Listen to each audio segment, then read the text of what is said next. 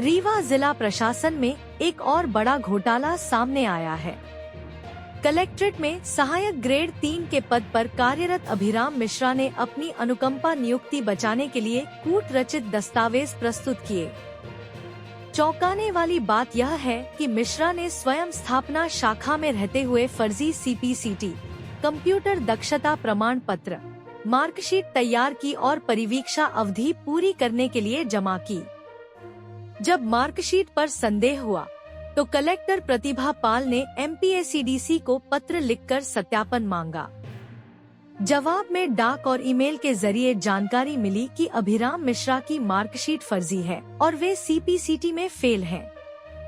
लेकिन इस गंभीर जानकारी को दबा दिया गया। सवाल उठता है कि इतनी महत्वपूर्ण जानकारी वरिष्ठ अधिकारियों तक क्यों नहीं पहुंची? क्या भोपाल से मिली जानकारी को जानबूझकर छिपाया गया? यह फर्जीवाड़ा किसके इशारे पर हुआ? ईमानदारी और स्वच्छ कार्यशैली के लिए जानी जाने वाली कलेक्टर प्रतिभा पाल पर अब सबकी निगाहें हैं। लोग जानना चाहते हैं कि क्या इस मामले में सख्त कार्रवाई होगी? यह घटना रीवा प्रशासन की पारदर्शिता पर सवाल खड़े करती है। मामला उजागर होने के बाद रीवा कलेक्टर प्रतिभा पाल ने पूरे मामले में कार्यवाही करने की कई बात। मैडम, अभी एक मामला सामने आया है। एक ग्रेड 3 के कर्मचारी हैं अभिराम मिश्रा, फर्जी मार्कशीट प्रमाण पत्र लगाने का मामला CPCT है, उसको लेकर आपने जांच के लिए भी भेजा था।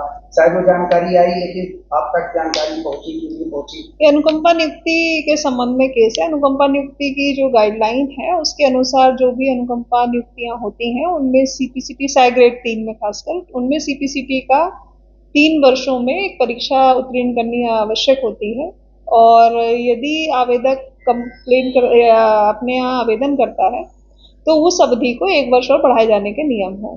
तो इस संबंध में चूंकि प्रोबेशन कंफर्मेशन के लिए जब आता है तो हम लोग अपनी प्रक्रिया करते हैं कि सभी से जानकारियां मांगी जाती हैं कि CPCT का उन्होंने परीक्षा उत्तीर्ण कर ली है। तो इसी तारतम्य में जो पिछले वर्षों में अनुकंपा नियुक्तियां हुई हैं जिनके प्रोबेशन के स्थायित्व के लिए जो केस आए थे उसमें जब परीक्षण किया गया तो ये पाया गया कि एक जो लिपिक है सहायक ग्रेड 3 उनके द्वारा ये परीक्षा उत्तीर्ण नहीं की गई है। चूंकि परीक्षा उत्तीर्ण न होने की दशा में शासन के निर्देश है कि उनकी सेवा समाप्त की जा सकती है, तो उसी के संबंध में कार्रवाई चल रही है। रीवा में एक